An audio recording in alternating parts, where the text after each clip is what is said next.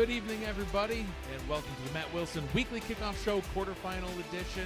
I'm Mike Daggs. He's Gerald Smith. We'll be with you for the next 30 minutes as we break down the quarterfinal playoff schedule and the games, the wild card round now in the books. We had a great start to the playoffs last week. Yeah, we did, and we had all the favorites won. I guess on paper, all the home teams won. Sure did. And it was really good football. It's starting to get bigger and better teams as you go further on. The games get bigger and the teams get better as you go further along in the playoffs. Yep. Tensions get higher as you head on through as well. You know, all the wild card teams that won last week, they're one step closer. But now, you mentioned that they're all the home teams. Now they're all on the road facing, arguably a tougher opponent than they hosted last week. Yeah, and we actually had a couple of teams play one another on the opposite side of during the season who are going to play this week as well. So we're gonna see how it's gonna shake out. Like I said, it's gonna be real interesting. I think we're gonna find that we're gonna have a lot better games this week than what we had last week. And there were some good ones last week too. Houston and Atlanta comes to mind. I mean, that was a close game right down to the wire. One field goal victory. Houston won by. And some interesting matchups too. We had Fort Worth, Alamo City. They played each other all the way back in week 1, and Alamo City beat Fort Worth in that game. So even though on paper Fort Worth really should have had that one in the bag from the get-go, you look at who they played earlier on in the season, it's like, well, they lost to them the first time, so you never know. But Fort Worth, right, a different team from week 1 in that specific matchup to where we are now, week 16. Last week was week 15. Two different teams played right off the gate. Hey, you start out a bit. Some teams started out hot and fell off. Some teams a little bit slow getting started, and they just found their stride going on into the season. And look, some of them are still in the playoffs. They sure are. So, hey, why don't we go and get into that schedule? We've got 4 games coming up, and I know that you love that there's only 4 games because that means you get to break down each and every single one of them. I know you got a lot to say. So well, I got a huge smile. If they only see my notes, it's like a gazillion pages long. I'm probably not going to get to every point, but we'll get to enough of them. Yeah, we'll get to enough. We'll get to enough to break down the games and get everybody ready for the action that's kicking off in within a half hour's time. We start the first game off at 6:30 p.m. Eastern Time, getting the quarterfinals started for you. Vancouver at Florida with the legendary Colin and Rick Northrup on the call. Looking forward to hearing those guys again. Colin and Rick, it's a father-son combo, right? And I'm sure a lot of people know it by now, but I swear, look, even though they're father-son, it seems like they are a couple of guys that just hang out, have a couple of drinks, and just happen to be sitting around a TV watching a football game, and they call it. And now we get playoff Rick Meter to go along with that. Those is two. It different? Is it different than the regular season Rick Meter? For me, it has a different feel for it, man. Yeah. Rick, like more on the line. That's what I'm saying. Rick Meter's a little bit different. He could be leaning heavy to start the game at 0-0. Who knows? Yeah, then it just pegs the other way halfway through and might bounce back. Who knows? The unpredictable Rick Meter. That's it. I don't even think Rick knows what it's doing. Probably not. No. He's like, I don't even know what I just said in the last quarter, which way that was going. I bet he probably has an actual Rick Meter on the desk and like turns the needle throughout the game. I've always said our commissioner Cameron Irvine needs to come up with a actual physical Rick Meter. So when we go to the convention, that's a job for somebody. Create a Rick Meter for the convention coming up this summer. Maybe? Yeah, 3D print it, put some mechanics in it to make it why not? Rick Meter. Voice activated, so when it hears Rick say which way it's going, it can adjust. Yep, the smooth voice of Rick. The Rick Meter says. Anyway, at 9 p.m., we've got our second game tonight. Houston at Minnesota. Eric Vincent, Eddie Gage, a couple of icons in the broadcast team. Both of those guys, and actually Colin and Rick, all 4 of them were part of the broadcast team before even I got there years back. Look, and EK, Eric Vincent, right? He brings something interesting in my mind to the thing. It's so unique in how his delivery is, and Eddie, his knowledge behind everything. I do think towards his analysis and breaking down defenses when he sees it as it's happening in real time, it's something that's going to add just an interesting dynamic. Because I don't think I've heard these two guys call a game before. I know they have called a game together, but it's been a while. I'm looking forward to hearing them. What better time than in a playoff? That's what we're doing. That's what we got going on. 9 p.m. tonight. Tomorrow we've got a couple of great games as well, starting again at 6:30 p.m. Fort Worth at D.C. We've got Chris Curtis, another guy who's been around since the dawn of time, and one of our newcomers, John Warren, on the call with him. Chris doing Chris things all season long, and John Warren, one of the definite bright spots that we've had join our team in recent seasons, and here in the playoffs for the first time. Look, John Warren, new guy. Like I said, I still consider myself new to the group as well. Him coming in 3 seasons right, in now, right, and him actually getting a playoff game, which is really good. And Chris Curtis, he just has good delivery all around. He's like the old vet. Yeah. Sometimes he gets names wrong though, or numbers wrong. But I have to remind people, the dude's blind. You gotta cut him some slack. If he can't see a 5 versus a 6, give the guy a break. It works, but he does it well. It's it's still seamless though. Listen, he says confidently that it's the wrong guy, but I'm playing. Yeah. Listen, he's the assistant broadcast director. If I'm not making fun of him, something. Boss, but look, if the boss jabs at you, ribs you, that's a good thing. That's a good thing. 9 p.m. We've got Baltimore at Canton. The powerhouse team of the past places the powerhouse team of the current. And we got a powerhouse crew calling this last quarterfinal game. Tyler Falk, Brett Solberg, couple of legends. These two guys are the reason why I try to dress as nice as I can, because they showed us up at the convention in suits. Big time. They were showed looking us up. slick and smooth and really, really handsome, shall I say. And you know what? Challenge accepted. Yeah. Challenge accepted, because we look like a couple of homeless schlubs in comparison. That's putting it lightly. That's giving us credit. True. Hurtful, but true. So, anyway, hey, let's jump into breaking down these games. Then we'll get into our picks later on and see who's ahead. Anyway, we'll just jump right into our first slate of games.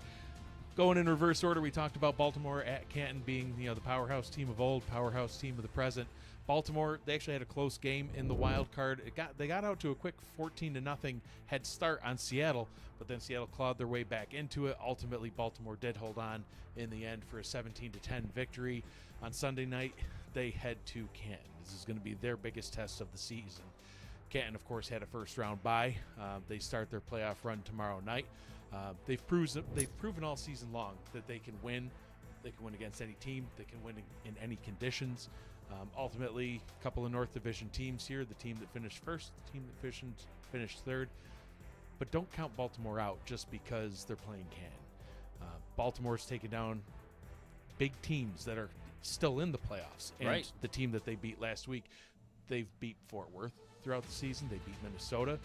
They've beat Seattle now 2 times. So this is a team that can beat good teams. And, of course, we know Canton is one of those good teams. So let's talk about Baltimore and how they might be able to do it. Yeah, and Baltimore, look, they've won 5 out of their last 6 games, and that includes actually the playoff, the game that they won yesterday. In the win last week, I don't think it was the offensive performance that I would have liked to see from their offense, especially what we've seen all season. Jack Wigmore, he threw 3 interceptions, and one of which was returned for a touchdown. Right. The run game wasn't great either. They only had a combined 70 yards on the ground. They averaged 116 per game over the course of the regular season, and they will, in my opinion, against a Canton type defense, they're going to have to be near perfect. Yeah, to be able to move the ball. They're going to have to be perfect. Mistake free for sure. Right, they're going to be pretty much mistake free if they're going to have a chance against that very tough Canton defense.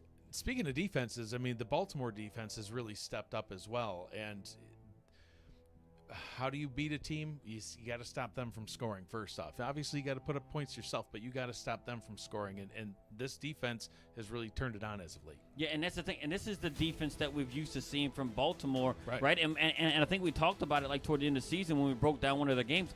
Where's the Baltimore defense? Right. It seems like, hey, they always had a good offense and stuff like that, but this season, the defense just was totally lacking. But last week, this is the Baltimore defense that we was accustomed to seeing over all their championship runs. Their defense last week forced 5 total turnovers, 4 interceptions, 1 fumble recovery, and they put pressure on the quarterback, coming away with 2 sacks last week as well. Keenan Samuels was extremely dominant last week, having 12 total tackles, 5 tackles for losses, 2 sacks, and an interception from his linebacker position. Like those are good stats for defense as a whole through part of the game, and he's just like, I'll just do all that myself. Yeah, and he's done it all. It's almost like, look, I mean, it's the 2 sacks come from him alone, the defense, right? So they was able to apply some pressure. So like the defense allowed just over 200 yards of total offense last week. They will need a performance like that, along with their offense doing or stuff. More. Yeah. Performance like that, forcing turnovers and potentially scoring off of those turnovers in key situations to knock off a top-tier Canton team. For sure. I mean, we've seen Canton play throughout the season. We've seen the opponents go up against them. You and I got a first-hand look at Florida when they played. I mean, Florida arguably played Canton better than any other team has so far this season. They put up double-digit points. Nobody else can say that. Correct. And the way that they did that wasn't even through the offense or the defense. It was special teams. teams. It was special teams that got it done. So that's what I think Baltimore is going to need. They're going to need to have, like you said, mistake-free football on offense. They're going to need their defense to do some special things and buy them some extra opportunities through turnovers. And I think they might even need some special teams magic as well. They're going to need all 3 phases to come together and do special things. Oh yeah. Oh, and look, and without a doubt, and Canton on the other end, right? Canton, I don't think we can say any more about Canton than what's already been said. What else can you say? Right. So they've been good. Look, and they have beaten every opponent, including this Baltimore team, by at least 2 or more scores throughout the season. In week 3, they beat Baltimore 30-7. Yeah, stomped them. I mean, it wasn't even close. So, and Canton, this is a crazy stat. Canton owns a 30-point differential in the amount of points that they score, which is 35 points a game, versus the amount of points that they give up, which is 4.5. Like, that's ridiculous. Yeah, like, it's ridiculous. Like, if I told you that this team for 12 weeks is allowing 4.5 points a game, you'd be like, get out of here. That's not a if thing. you said it was baseball? for 1 game or 2, right? If you said it was 1 game or 2 games, I'd say, okay, yeah, it's a pretty good performance over a couple of games. A whole season? Right. And it's unheard of. And teams are struggling to score touchdowns to get this team, only having given up 3 touchdowns all season, one of which was a special teams random punt touchdown. return. Yeah. So, look, I'm not going to go on and on about Canton, what they can do. We already know where they sit and where they stand. Now, what we're going to have to find out come Sunday is if they're going to be able to continue that and stop Baltimore from stopping them, if that's even a thing. You can stop them from stopping you, doing what you do to get to where you want to be. We'll see. We'll see if the 5-time champions are able to work up some of that 5-time champion magic and see what they can do against Canton. If anybody can stop them, maybe didn't work out well in week 3. Maybe that's what they need. Like I said, look, what do? Speaking of magic, I'm a comic book geek, right? You know how you stop Superman? You stop him with magic. So thought it was kryptonite. Is kryptonite magic? No, but that's not the only thing. Magic. Oh. He cannot fight against magic. It's the thing. For all those comic book geeks out there, they know exactly what I'm talking about. He has trouble with magic. He don't like magic. Guess what? If they plan on stopping a team like Canton, who I would consider Superman of this season, they're going to need to pull out the magic and maybe some kryptonite. Harry Potter, you got this against Superman. Oh, he's Leviosa, the guy right up into the sky. Anyway, I don't even know what that was. Fort Worth at D.C., our other game on Sunday. Fort Worth, they recovered from a Week 14 loss. It was a pretty bad loss that they suffered right at the end of the season, and then they were able to rebound, and they won their wild card game against Alamo City, who, like we mentioned, they lost to in Week 1. They beat Alamo City 30-17, a convincing win. They looked strong the whole way through. Although Marcus Dunhill really didn't look like his usual self. He only completed 40% of his passes, which was actually the worst out of any of the 8 quarterbacks that played last week. Oh, yeah. Including the 4 teams that lost. So that was interesting to see. J.Z. Bacon did get things turned on for them, though. He managed 85 yards, a pair of touchdowns, helped them get their win. D.C., of course, another team that had a first-round bye. North Division, they finished this in second place, right sandwiched in between Canton and Baltimore. And that did earn them that first-round bye. They've only lost to 2 teams all season long. They lost to Canton, which so has everybody else that has played Canton. Right. I think even some teams. I think the Aztecs lost to Canton. We didn't play them, but I feel like morally we lost to them. We sure did. It wasn't pretty. Yeah, we lost to them through osmosis. Magic. That's how. Magic. Yeah. That's what it is. It's infected everybody. So they lost to Canton. They also lost to the other team. They're 10-2. The other team they lost to, Fort Worth, who they're playing tonight. So tomorrow night. They lost to them back in week 5. And not only did they lose to Fort Worth back in week 5, they got crushed. It was 28-3. So it was a stomping. So this is going to be an amazing game. I mean, you talked about it, how the week 1 Alamo City team is not the same as the week 15 Alamo City team. Week 1 Fort Worth, not the same as week 15 Fort Worth. Well, here we have Fort Worth, and here we have DC. Week 3 DC is not the same team that we have now that ended up placing second in the division. And quite frankly, if it wasn't for Canton, 10-2 record should get you the win in that division. Oh, yeah. It's crazy. This is going to be a great game. In any other season, you'd be talking about DC as a division winner. For sure. So let's talk about Fort Worth and break it down and start off with their offense. We talk about mistake-free football that Baltimore's going to need. That's what Fort Worth had in this last game. Yeah, and that's what they did. Look, and they were, and when a team usually does that, plays mistake-free ball, it usually increases your chance of winning tremendously. Dunhill, he threw for only 164 yards. Yeah. He had a touchdown. Like you mentioned earlier, 40% completion, not what we're used to seeing. Right. But guess what they had? They had no zero picks. Turnovers from him. Look, and J.Z. Bacon, like you mentioned before, had a really solid game, and he added a couple of touchdowns as well with, to go along with 85 yards. Wide receiver E.J. Mintz and Steven Hacker combined for 9 receptions and 128 of those 164 yards that Dunhill they're threw, the favorites. Right? So, look, and no turnovers was key last week. Yes. It was a tight game, but they didn't turn the ball over. They would need to have a performance like that, and also similar to what they had in week 5 when they beat the crap out of DC and had well over 350 yards of total offense that they had against DC, and look, and after that, guess what? DC only had lost to Fort Worth, and they only lost 1 game after that. Right. And that was to Canton, since their loss. So look, Fort Worth is going to have to do a lot better offensive than they had last week. Yes. So and week 14. Week 14 didn't work out so good. Yeah, so and that's the thing. It seems like and Fort Worth being as what they are. I think last week them playing Alamo City, I think it's almost like a speed bump for them in terms of it's a division rival that they played a ton of time. I think that had a lot to play with it. But here it goes. They're going to DC. I think they're going to have to put up something better, and I think they might offensively. Yeah, and I think they will defensively too. I mean, last week defensively, that's part of what got them that win as well. Even with Marcus Dunhill's struggles, the defense stepped up quite a bit. They got a lot of pressure on the opposing quarterback. They got 4 sacks. Yeah, look, and they forced one of the league's most accurate quarterbacks to under 50% completion percentage on the side, and their run defense was great as well, only allowing 54 yards on the day on the ground. They will have to recapture that type of stuff like they did last week against the run team or against the run game of Alamo City, and what they did to DC in week 5. Yep. They only allowed DC in week 5 under 200 yards of total offense and had 3 interceptions. So defensively, if they can kind of just keep it to what they had back then, and if it works, just run it back, and it's definitely going to increase your chances of winning. Well, let's talk about DC. I mean, we're kind of beating a dead horse, but they've only lost to Fort Worth and Canton. They've won 7 straight games.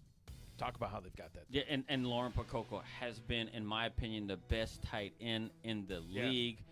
Over the last couple of seasons, right? This season, she has 64 receptions for exactly 1,200 yards on the dot and 7 touchdowns. Yep. So if you do the math, 12 games, 1,200 yards, 100 receiving yards from the tight end position. That's what you want from your tight per end. game. Look, and their wide receivers are averaging an SFL best 17.8 yards per catch.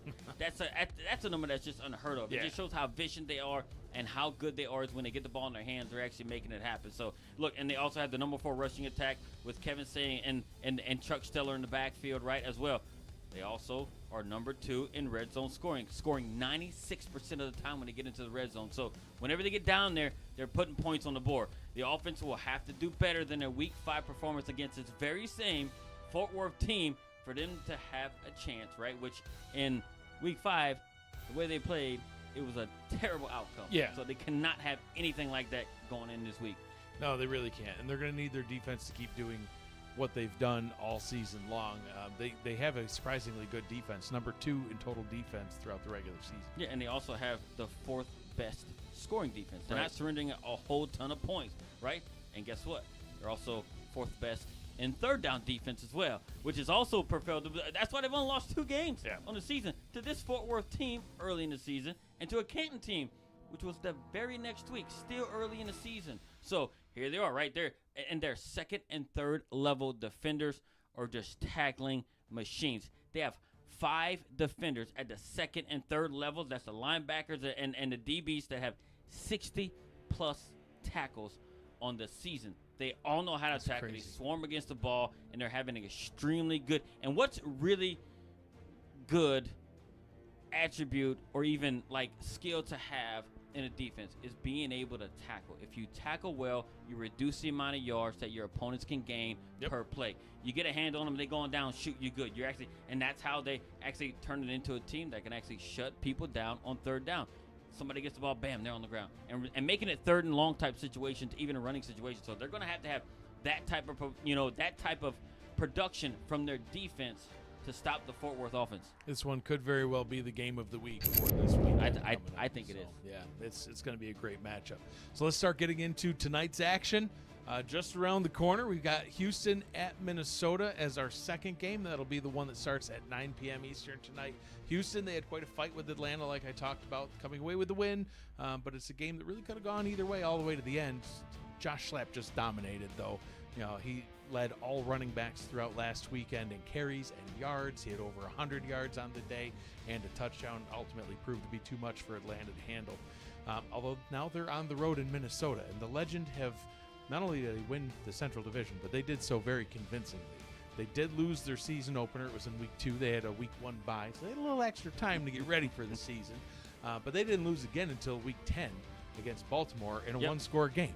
In fact, the games they won most of them by 2 scores. Some of them were 3 scores or more. They just absolutely dominated throughout most of the season. Other than Canton, this is going to be Houston's biggest challenge, I think, so far this season. And let's talk about Houston. They did have very good offensive output, like we talked about with Josh Slapp. Yeah, in my opinion, Josh Slapp is an MVP candidate with sure. the way he's actually done it. You know, the way he has his season going on, and he continued that. He rushed for 116 yards and a touchdown last week. The injury, right? We didn't even touch on that early on, but the injury to Hall of Fame wide receiver Damon Simeon, DR Sim, slowed down their offense firepower. In my opinion, slowed them down and everything else, but they were able to be productive enough and still get the win. Why? Because you have a back like Josh Slapp that kind of take over the game and pick up that load. And they did have Greg Corky that came in and kind of picked up some of the slack and had a game, his best game all season. I believe he had like 5 receptions or something like that. He did step in, but it's not like having your Hall of Fame wide receiver out there being as productive as he has been. So look, if they can stay healthy against this Minnesota defense, I think they could. I think they're going to make it tough for that Minnesota defense to stop it if they can stay healthy. Look, and we need to make sure that they're keeping players on the field, because if they go off the field, I hate to see that in playoff scenario situations or even in the playoffs where they go down and then all of a sudden the team starts to struggle. That's something they just got to stay healthy. Yeah, absolutely. The defense is going to help them out quite a bit, too. Their defense played at a top-tier level in the wild card round, just as I think everybody expected that they would. Had 3 sacks, 2 picks, one of which went for a touchdown, which ultimately ended up proving to be the game-winning score. Yeah, and look, and with the offense being hampered because of the injury, the defense had to step up in that very tough situation, and they did it. They stood up. They were up to the task, and they helped their team advance. And they're going to face the one of the better passing offense in the league in Minnesota. So they're going to have to, and they're going to have a tough task ahead of them, because the passing offense of Minnesota is ranked number 1. But guess what?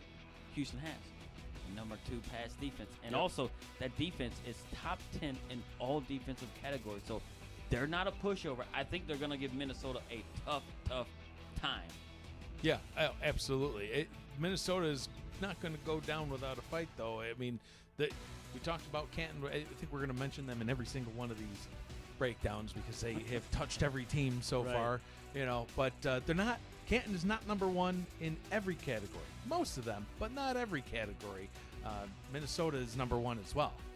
Yeah, look, and we actually got a situation where, look, and they also have an MVP candidate as well, and their quarterback Johnny Reno. He is only one of 4 quarterbacks in the SFL on the plus side in his touchdown to interception ratio. He has 17 touchdowns and 11 interceptions.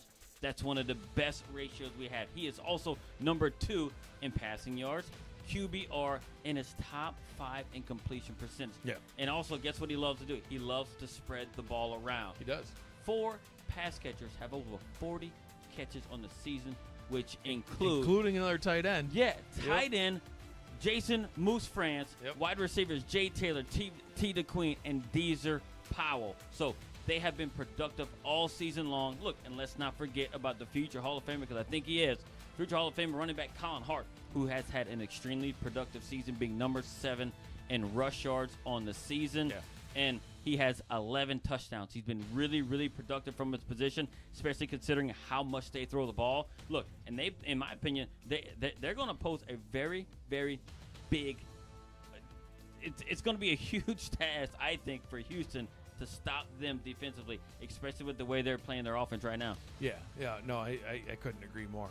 The defense, just like Houston's, has been extremely strong, and that's another big asset for Minnesota, and really where I think Houston's going to face their biggest test. You know, their offense going through the legs of Josh Schlapp. I think now they're going to be going up against the biggest hurdle for him to potentially try to cover. Yeah, and then when you're playing a team who is top 9 in all defensive categories, number 2 in scoring defense, number 2 in total defense, this squad has 22 interceptions on the back end, right? And they also have turned 3 of those into defensive touchdowns.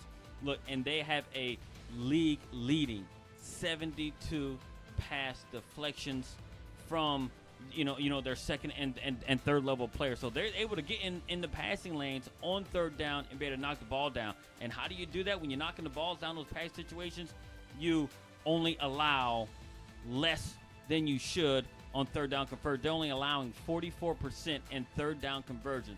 The defense makes teams work for every single inch on the field. And if they could just keep doing what they've been doing all season, I think they're going to find themselves moving further along in the playoffs and everything else. So, I mean, look, and they can find themselves in the semifinals if they keep doing what they've been doing, how they got themselves to this 10-2 record. Well, they came into the playoffs as the number 3 seed, and, the semifinals are going to have the top 4 teams. And, I think when you're number 3 throughout the regular season, there's a good chance you could be in that top 4 even come semifinal time. So we'll find out. So let's get into the game coming up next. Vancouver at Florida. The winner of the Pacific takes on the winner of the East Division. So we've got a little West Coast, East Coast battle going on here. Cross the country travel. Cross the country travel. From one country to another, actually. Yeah, all the way from the top left corner of your map down to the bottom right corner of your map. Vancouver, they hosted Tulsa last week. They handled them pretty well. It was actually their 3rd win in a row. It's the first time they've won 3 games in a row all season long. They did play Florida back in Week 8, and they lost, but it was a close game, 33-30. So you know that they can hang with the Storm. Florida, they're the defending champs. Speaking of beating a dead horse, we've talked about this 8 million times throughout the season if you've watched our show.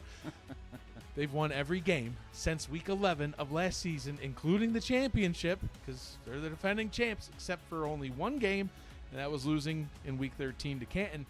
But like we talked about, they arguably performed the best against Canton of any team this season. So Florida is a good squad. In fact, in Week 14 in the regular season finale, they played Carolina. It just destroyed them. And that was a Carolina team that had a win-and-in scenario. So, they had a lot to play for, and they just got beat down. Oh, they got rolled. Yeah. Florida's enjoyed their bye week, and now they're ready to take on Vancouver in what's sure to be a pretty good game. Let's talk about Vancouver. I know, talking off the air, you think that Vancouver kind of escaped with a win. I do think they look, and we all know what the final score was. I think it's because you picked Tulsa in our picking. It was lopsided toward the end, but I think they they escaped. And you got to hear me out here, right? All right. Tulsa was running the ball extremely well. They were.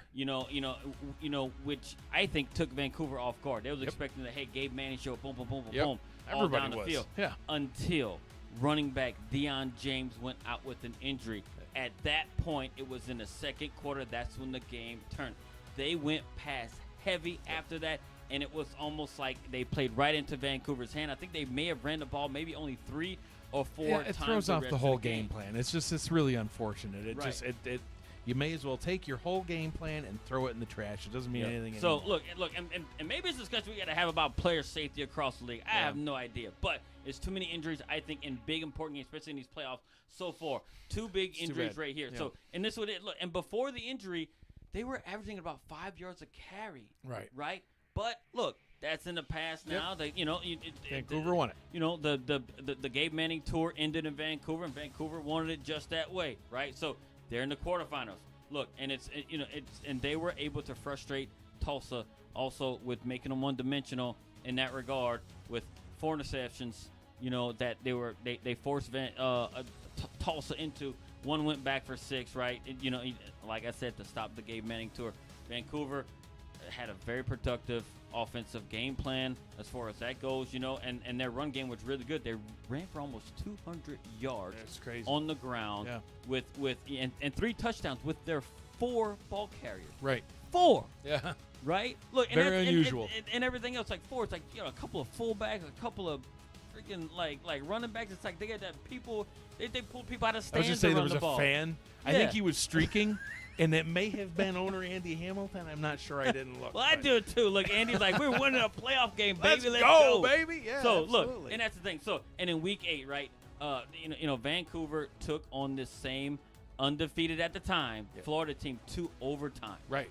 And lost. And they lost on a field goal. So they would have to bring that exact same intensity down into Florida, because when they played, Florida traveled up to Vancouver. Early in the season. So now they're traveling down to Florida.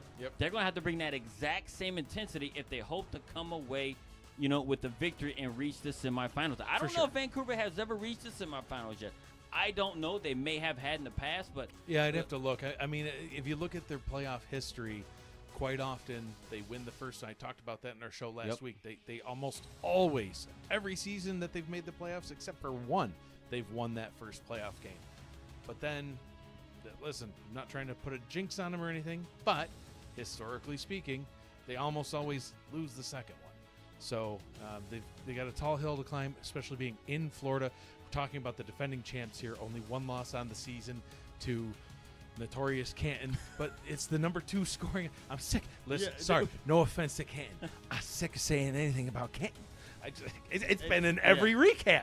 They only were one of the games. We've talked about them all 4 times. It's because how much of an impact they've had this season. But listen, Florida, they got the number 2 scoring offense, the number 3 total offense.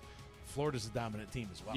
And Ron Cochran he's top 10 in all quarterback category, and it proves why he is a Hall of Fame player. Right, and they also have a balanced rushing attack with Bolesky and Chris Komisak, who have rushed for for nearly 1,400 yards combined, and along with 15 total TDs between the two. So the offense is no slouch either, right? With the way that the quarterback plays and the way they had that bounce. And they're one of the few teams, if not the only team in the league, that actually they use their running back and their fullback. And their backup is just this guy they pulled out of the stands just to fill in when the guys need a breather. So, and it's been working for them. He's just Max Paul's friend. Probably just his buddy. Hey man, you want to Hey, you want a job for the weekend? Yeah, you can wear this jersey and look cool.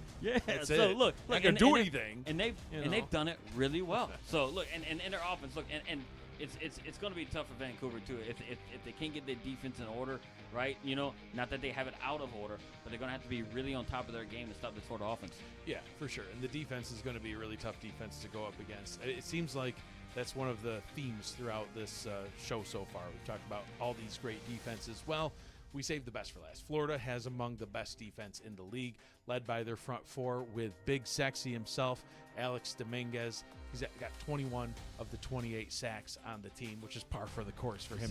Leads the league all time in sacks with like 8 million. I think. And that's the thing. Look, and like you said, it's all led by Big Sexy up front, and their defensive front's got 21 of those 28 sacks that they have for their team. So you got to think how dominant they are up front. All their pressure is coming from that front four. And if you can do that, you can actually slow teams down up front. They get penetration, whether it's in the passing game or during the rushing game and stuff like that too. So, in Florida, secondary leads the league in interceptions with 33 interceptions on the season, 4 of which have been returned for touchdowns. So not only picking it off, they're getting some touchdowns out of that stuff too. This team, in my opinion, has the best run-stopping linebackers and DBs in the league. They all play at the line of scrimmage extremely well. And to be honest with you, the way that they play, you would think that the safeties and the corners that are playing line of scrimmage, you think that they're linebackers. The way that they play and the way to pursue stuff and then ball carriers, everything else like that. So they're going to be a huge task for anybody. And we already know how they played Canton. Like you said, we're tired of talking about it. They played Canton the best. They did. Their defense slowed that offense down when not many teams have been able to do that. And it caused them to struggle. So Florida is a really, really dominant team. And the only way they're going to play Canton again is if they win these next couple games. And if Canton wins their game, they could be looking at somewhere in the championship. They sure could. So we'll find out with that game coming up next to get your quarterfinal weekend started. But first, real quick, we'll go through our picks because, Gerald, we have this problem I'm noticing in the playoffs where we say we're going to have a 30-minute show, and then we don't. So we're at 36 minutes and counting. Yeah, too bad. I run my mouth too much. Let's go through our picks. Currently on the season, I am 28-15. You are 24-19. Ergo, you are losing, sir. Which you have been the whole season. I'm trailing. Call it trailing. Losing. Oh, I wish we had the big L logo up on the flag. That's not cool, man. Beats right over your shoulder. Big old green L. But now it would be fitting. We got the horse, though. So, hey, whatever. Listen, listen. Neither one of us made the playoffs. I got to take my victories where I can. Yep. This is it so far. So, and we're running out of time. We're running out of time. So, we'll see what ends up happening through the rest of the season. But you got a few games to make up here. Last week, you picked Baltimore, Houston, Fort Worth, and Tulsa. I picked Baltimore, Houston, Fort Worth, and Vancouver. So we only had one game difference. Unfortunately for you, Vancouver won, Tulsa lost. The one game different gave me a one-game increased lead. So let's go over this week's picks. We'll roll through all 4 of the games. We'll start off with the one coming up first. We've got Vancouver at Florida. Who do you got? Florida just knows how to win. I just don't think Vancouver's going to have enough firepower for them or be able to stop what they can do on offense. Florida runs it, and I think it's by 10 points or more. Yeah, I've picked Vancouver a few times throughout the season in our picks, and they've come through. I think on most of those picks that I've made, I can't. I'm not feeling it this time. I think Florida is going to get it done. They're the defending champs for a reason. Florida gets the win. Houston at Minnesota. Who do you got? I think I am taking Houston. I really think they got what it takes to do it with Josh Slapp. And your mama. Healthy Damon Simeon, and the way that they're playing defense right now, I think they have the necessary pieces to take down Minnesota on the road. I take Houston. Hunting. You're wrong. No, we'll see. Minnesota. I think it's going to be Minnesota. They had a great regular season. They won their division. They won it convincingly. I don't know.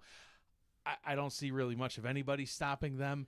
I think they're going to get this win, and I don't think it's going to be easy for them, but I do think that they're going to bring Houston's season to a close. Minnesota gets the win. Fort Worth at D.C., arguably our game of the week. Who do you got? I think I'm taking D.C. They're playing way too well right now, and they look really, really clean across on both sides of the ball. I don't think Fort Worth has any answer for the tight end in Lauren Pococo, so I think she is the X factor in this game. If they cannot slow her down in Fort Worth, DC's going to dominate this game. I'm going to pick Fort Worth. I don't know. I don't think they're going to dominate it. And seeing as I'm winning our picks by a few games, I think maybe my pick should be the one that people listen to. But I could be wrong. Listen, I picked Fort Worth last week. I picked them a few times throughout the season as well. And if I picked against them, they would let me down. If I picked for them, sometimes they'd let me down then too. I'd play against them. They'd let me down. Thanks, Marcus Dunhill. We'll never forgive you. But I think that they're going to be able to be one of the road teams to get the win this week. I don't think it's going to be a home team sweep like I picked last week. and was right about, by the way. Well, it won't be a home sweep because Houston's going to beat Houston's Minnesota. going to, it ain't going to happen. Fort Worth, I think, is going to get the win. Baltimore, Canton, do we even need to cover this one? I don't think we need to do it. It's Canton across the board. Canton's going to win. Listen, Baltimore, too much for everybody. I think Baltimore has as good a shot as Florida would have had, but I don't think Baltimore's done enough this season to show that they can stop a team like Yeah, I just think they're too inconsistent right now. Yeah, absolutely. We went over by about 10 minutes, and that's just too bad for you all because you had to listen, and I appreciate y'all staying here anyway, though. I'm just messing with you. At least we look nice. Yeah, well, I don't know. Maybe I look a little bit overweight, but that's okay. Well, you know. Listen. Summer's around the corner. I'm going to work out. No, we're not. That's Anyway, true. I'm Mike Daggs. He's Gerald Smith. This has been the Matt Willson Weekly Kickoff Show, quarterfinal edition. Appreciate y'all joining us. Stick around. We've got Vancouver, Florida coming up next, followed by Houston, Minnesota, and a couple more great games tomorrow night. Then it'll be the semifinals. We'll be back next week with another show to get the semifinal games broken down. It'll be less than 40 minutes because there's only 2 games. Not even you can fill 40 minutes when there's only 2 games. Challenge accepted. Oh, man. I apologize in advance to everybody. Thanks for joining us. Stay tuned. Vancouver at Florida kicks off next. How in the fuck did that...